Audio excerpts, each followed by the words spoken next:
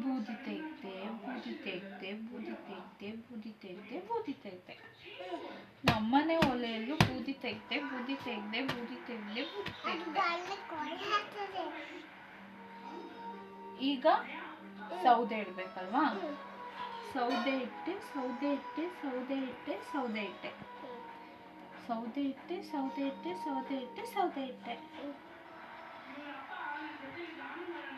ಬೆಂಕಿ ಹಚ್ಚಿದೆ ಬೆಂಕಿ ಹಚ್ಚಿದೆ ಬೆಂಕಿ ಹಚ್ಚಿದೆ ಬೆಂಕಿ ಹಚ್ಚಿದೆ ಬೆಂಕಿ ಹಚ್ಚಿದೆ ಬೆಂಕಿ ಹಚ್ಚಿದೆ. ದೋಸೆ ಹೆಂಚು ಇಟ್ಟೆ. ನಿಮ್ಮನೆ ಒಲೆ ಮೇಲೆ ದೋಸೆ ಹೆಂಚಿಟ್ಟೆ.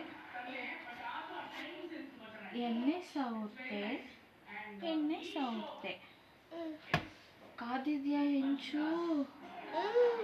ಇಲ್ಲ. ನಮ್ಮನೆ ಒಲೆಯಲ್ಲಿ ಕಾದಿದ್ಯಾ? ಇಲ್ಲ. ಉರಿ ಜಾಸ್ತಿ ಹಾಕ್ಬೇಕು. ಈಗ ಹೆಂಚು ಕಾಗಿದೆ. ಈಗ ದೋಸೆ ಗಾಯ ಆಯ್ತು, ರಕ್ತ ಬರಲ್ಲ, ಗಾಯ. ಈಗ ದೋಸೆ ಹುಯ್ಯೋಣ.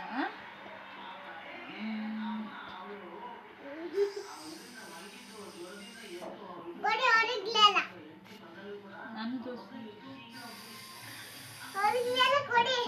ಪ್ಲೇಟ್ ಮುಚ್ಚಿದೆ ಪ್ಲೇಟ್ ಮುಚ್ಚಿದೆ. 5 ನಿಮಿಷ ಬಿಡೋಣ. ಪ್ಲೇಟ್ ತೆಗೆದೆ. ದೋಸೆ ಎದ್ದಿದ್ಯಾ? ಎದ್ದಿಲ್ಲ. ಬೆಂದಿಲ್ಲ. ದೋಸೆ ಬೆಂದಿದ್ಯಾ? ಓ ಬೆಂದಿಲ್ಲ. ನಮ್ಮನೆ ದೋಸೆ ಬೆಂದಿದ್ಯಾ? ಓ ಬೆಂದಿಲ್ಲ. ಇನ್ನ ಬೆಂದಿಲ್ಲ. ಒಲೆದು ಕೈ ತಕ್ಕಂದ್ರೆ ಅಲ್ಲಿ. ಓ ಒಲೆ ದೋಸೆ ಬೆಂದಿದೆ. ಇಲ್ಲಿ ಇಟ್ಕೊಳ್ಳಿ. ನಮ್ಮನೆ ದೋಸೆನು ಬೆಂದಿದೆ. ಈಗ ತಿಂಡಿಗೆ ಹಾಕ್ತೆ. ಇದು ಚಟ್ನಿ ನೀನ್ ಮಾಡೇ ಅಲ್ವಲ್ಲ? ಚಟ್ನಿ ಮಾಡಿ ಆಯ್ತಾ?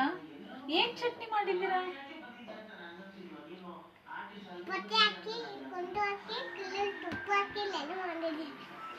ಏನೇನು ಹಾಕಿ? ತುಪ್ಪ, ಆಮೇಲೆ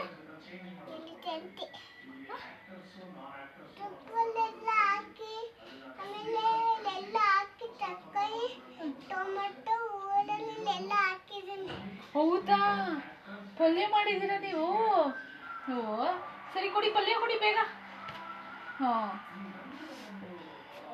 ಪಲ್ಯ ಹಾಕ್ತೆ. ನಾನು ಪಲ್ಯ ಹಾಕೊಂಡೆ. ತಿನ್ನೋಣ?